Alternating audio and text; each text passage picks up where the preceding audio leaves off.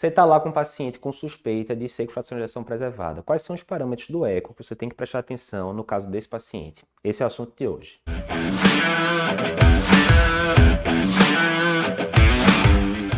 Então, vê, é muito comum, né, a gente como cardiologista receber eco de paciente no consultório e aí tem vários parâmetros lá que quem não é cardiografista às vezes se atrapalha. Mas vê, é um exame complementar e você tem que saber o que procurar no exame. Digamos então que você está lá na sua frente uma senhorinha, 75 anos, obesa, hipertensa, diabética, e você está pensando que talvez aquela paciente tenha uma fração de ejeção preservada, tem dispneia, esforços, etc.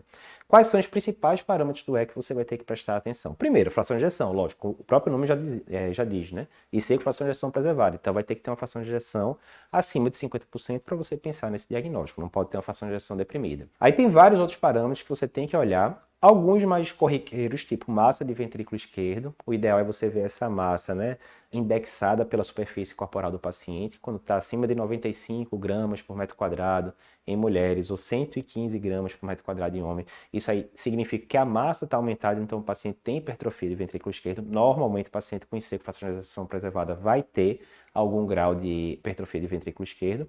Do outro lado, você estava pensando em fracionalização preservada e você vê uma massa do VE normal, você já fica meio assim, né? Será que está batendo? Outra coisa, ver a espessura das paredes, né? O septo, parede posterior. Normalmente a espessura das paredes vai estar aumentada na maioria das doenças que causam fracionalização preservada. Na parte de diástole, tem muito parâmetro de diástole, muito. Então, não é você, como não é cardiografista, que vai ter que saber tudo, mas tem alguns muito importantes.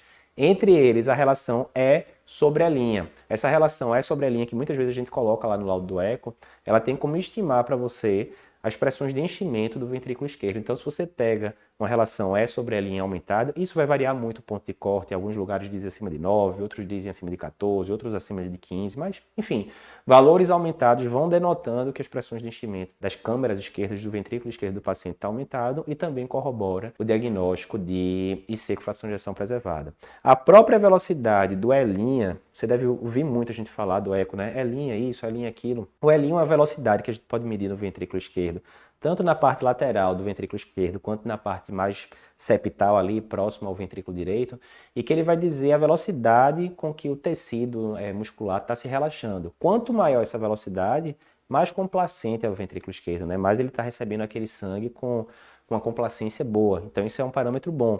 Do outro lado, valores de E' muito baixos vão mostrando que aquele ventrículo não está mais tão complacente e corrobora também o diagnóstico de seco fração de ejeção preservada. Outros dois parâmetros bem importantes são a pressão sistólica de artéria pulmonar, normalmente na IC-FEP, assim como o IC de forma geral, há uma tendência dessa pressão sistólica da artéria pulmonar estar aumentada, principalmente valores acima de 35, você já começa a ficar ligado, 35 milímetros de mercúrio, e o volume do átrio esquerdo. Também, paciente com IC-FEP, normalmente ele vai ter um volume de átrio esquerdo aumentado, aí a gente geralmente usa o volume indexado, passou de 34, você vai pensando em alteração.